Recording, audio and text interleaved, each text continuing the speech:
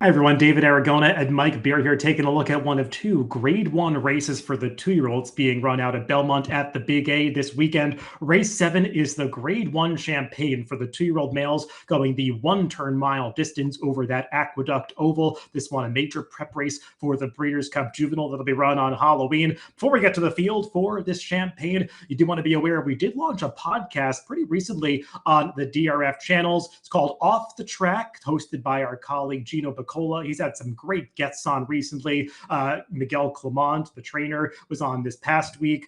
We've had guests like Barbara Livingston on, the photographer, a couple weeks ago. So you definitely want to check out some of the latest offerings on Off the Track and also what is to come from this podcast. It's available on the Daily Racing Form YouTube channel, Spotify, Apple Podcasts, and Amazon Music. Get into this field of 9 runners entered in the Grade 1 Champagne, Mike, and I think we're going to have a heavy favorite in here in the number 6, It's Our Time, who won his debut by nearly 18 lengths at Saratoga, one of the most impressive debut winners anywhere in the country for the two-year-old so far this year. And if he can handle the stretch out to a mile, he's going to be awfully tough to beat in this spot. This is a much anticipated second start for this horse. It seems like that debut when was a million years ago, but now he's finally back in the entries here. Not surprising that it comes in a major Grade 1 race. He was that good winning first time out. Let's take a look at the Timeform US pace projector for this Grade 1 Champagne, because we know that It's Our Time has a lot of early speed. He wasn't leading early on debut, but he was chasing a pretty honest pace and took over at will when Luis Saez wanted to. But there is other speed drawn outside of him in here, Mike. The number 8, Napoleon Solo, was fine, stalking an honest pace on debut. Talkin has shown a little bit of speed, but the number 2, Stradale, if I had to choose one that was going to be a little more involved than it looks on the pace projector, I mean, he used 2 different kinds of running styles in his prior races, but he was so far off the pace in his debut because of a poor start. I think his natural style is to be much more forwardly placed than that. Yeah, I'm going to agree with that. And listen, maybe this pace will be fast. I'll be honest, David, when I went through the race the first time, I didn't necessarily wasn't thinking this is going to be a wicked fast pace. There's tons of speed in here. I didn't look at the race that way. Maybe that's how it'll play out. I do think the 2 is the most likely horse to be on the early lead in here. Got a lot of stakes previews coming at you this week with the final round of Breeders' Cup prep races taking place. You don't want to miss any of that handicapping content, as well as some of the content that we've got planned in coming weeks for the Breeders' Cup. So to not miss any of it, make sure that you subscribe to the Daily Racing Form YouTube channel.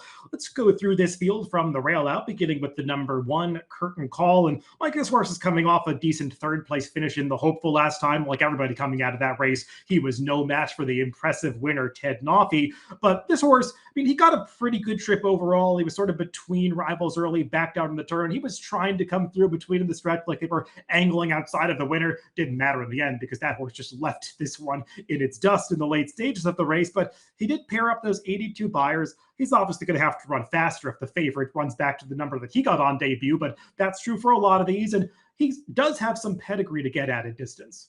Yeah, agreed. I'll just put it this way. I like all 3 of his races. I think he's run pretty well in all of them, even though he's only 1 for 3. He was never going to win the Hopeful. You know, if I wanted to cold water that performance at all, I would just say I kind of wish he won the duel for second there, and he didn't. Yeah. He wound up, settling for third, but it's really neither here nor there. The horse that beat him was the favorite, shipping in for Baffert. I don't know, man. I like his races. I don't love his races. I do think he'll get the mile. I do think he might be a fair price in this race. I could use him. The number 2, Stradale, he is a maiden coming into this race, but he has run well in both prior starts. He probably should have won his debut when he got off to a very awkward start and was out of position every step of the way for a horse that got bet down to odds-on favoritism. He was supposed to show speed and didn't get to on that occasion. He showed that early speed, though, that we expected to see on debut when he made his second start, leading every step of the way through some fast fractions, just got run down at the very end by Talkin, who's back of this race. We'll get to him in just a little bit, but like it was kind of like Stradale won last time. So I understand why they're running back in a Grade 1 without getting that maiden diploma first. He did cost a lot of money at a two-year-old auction earlier this season, $1.3 million. And he's certainly on his way to looking like a type that could validate that purchase price, but this is going to be a big test for him. Yeah, I agree 100%. It's fine if you want to give him excuses for his first start. Certainly his first start. I mean, where he just sort of lost all chance at the start. He actually ran well that day. It felt like he was unlucky. I guess you could say the same thing last time. If nothing else, he wasn't loose on the lead in there. He was forced to go pretty fast. He was taking some pressure in there. He also kicked clear past the 8th pole in that race. And I feel like if you're a really good horse, if you're a grade 1 2-year-old, you're winning that race. And he didn't win that race. He shortened stride pretty noticeably in the final 16th of a mile there. Number 3, Universe, is a horse coming off a debut win, going the 7 furlong distance, actually the other division of that 7 furlong race that Stradale exits. And this race that Universe won was the slower of the 2 divisions. But Mike, I still liked a lot of what this first-time starter did in this race, because he wasn't the quickest away from the starting gate, but he got asked to move up down the backstretch by Christopher Elliott. And as soon as he got asked a little bit, he jumped into the bridle and made this early move to get right up into the pocket behind a fast pace. And you could see coming around the turn, he was traveling like a winner every step of the way. And as soon as they angled him out in the stretch, he took that race over and won pretty convincingly in the end. Now, he only got a 68 buyer, but I will say, well, we've seen a couple runbacks from that race. The 3rd place finisher on the Big Bad Wolf, he was disappointing last weekend, but he was closing into the pace. Another horse that was involved in the pace, kind of like Universe was, came back in that same race, and he improved his buyer 25 points last weekend. So I think there's a bit of an argument that you want the horses that were up close to the pace in that August 30th affair, and Universe just strikes me as the kind of horse among these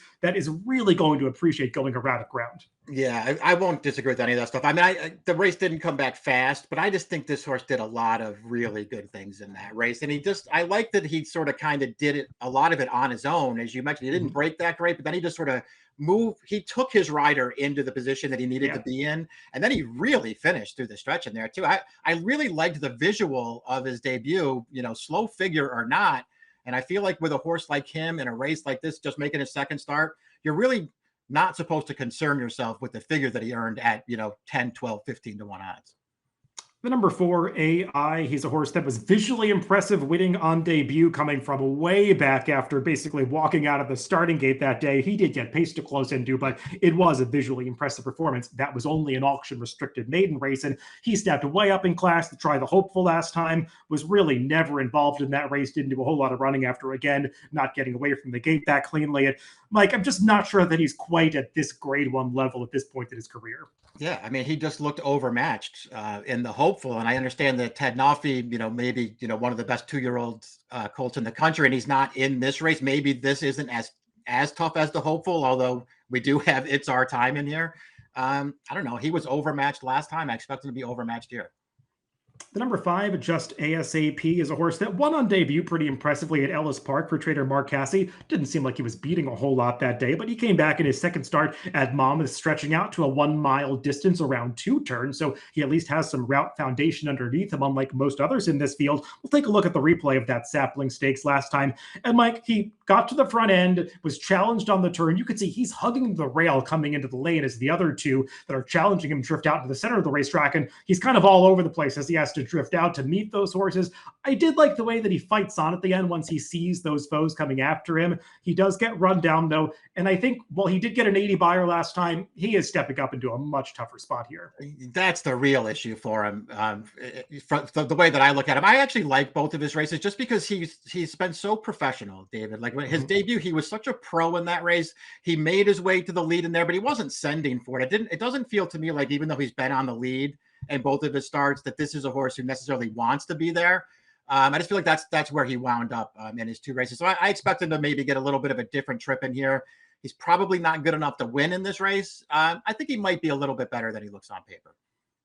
The one to beat in this grade 1 Champagne is the number 6, It's Our Time, who, as I said earlier, one of the most impressive 2-year-old debuts that we've seen all year, maybe even the past decade. I mean, this horse was dazzling on debut at Saratoga. We'll take a look at the replay of just the stretch run of the race. And Mike, there was a horse in here that took all the money. The second place finisher, Hero, declared. And once Luis Saez asked It's Our Time to go after that rival about the 3/8 pole, he just inhaled that foe, ran right on by him, and kept opening up through the lane to open up a lead of nearly 18 lengths by the time they get to the wire. Now, I don't love how hard ridden he was until about the 16th pole. You'd like to see these runners maybe get a slightly easier debut experience, but it did seem like he did it within himself. And when I watch back that replay, Mike, you can kind of notice there's not a whole lot of size to him. He's got a really quick action to him. And those attributes kind of say to me, I have some doubts about how far he wants to go, but Then I look at his sire line. He's by Not This Time, and it seems like a lot of the Not This Time stretch out despite having those physical attributes. Yeah, and listen,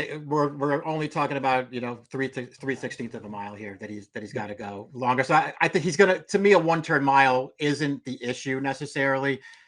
He was so good first time out, and he was so good even though he was sort of denied the lead in that race because he had speed, David, but Hero Declare was just faster than he was early, so he was forced to sort of sit off that horse a little bit. He had no problem with it. Um, he's just the horse to beat. Let's put it that way. It's fine if you want to take a shot against him in here at a short price. He's the horse to beat. I did look up a stat and formulator for Tom Amoss that was kind of negative. 2-year-old debut win, last out, second start. Tom Amoss is just 2 for 22 with a 62-cent ROI, but I think most of those debut winners probably didn't look quite like It's Our Time. The number 7, Stickupwithoutagun. He is coming off a maiden victory last time out at Saratoga, but that was only against New York breds. It seemed like the bettors knew he was going to run a lot better, Mike, because there was a first-time starter that took all the money in this race, and this runner got bet down to 9-1 into the teeth of that horse, and he won professionally, but he's going to have to do a lot better to beat a field of this quality. Yeah, exactly. He ran fine last time. He got a good trip. He got a good trip on the turn back in that race, but he won it pretty convincingly. I didn't think it made him a contender in a grade 1, like especially against a field like this one. The number 8, Napoleon Solo, is another horse that's coming out of a maiden race that was probably a little bit weaker than some others are exiting. It was one of those auction restricted races, but he sure looked good beating this field, Mike. I mean, he was professional. He ranged up on the outside around the turn, was a little wide into the lane, but you could see as soon as he drifts back in and straightens up, he finishes off this race pretty nicely, looking like a horse that isn't supposed to mind some added ground. Yeah, exactly. I that's my favorite part of his debut here is he did, sort of float a bit wide there when they turned into the stretch, but he finishes this race off in the final furlong, looking like maybe more distance is going to be okay for him. All in all, David, I really liked his debut. He got forward from the gate, but they weren't looking for the lead with this horse. They sat 3 wide, made his move off the turn there. He went on with it. Really, really nice. They know it was a weaker field, but there was nothing wrong with the first race this horse ran.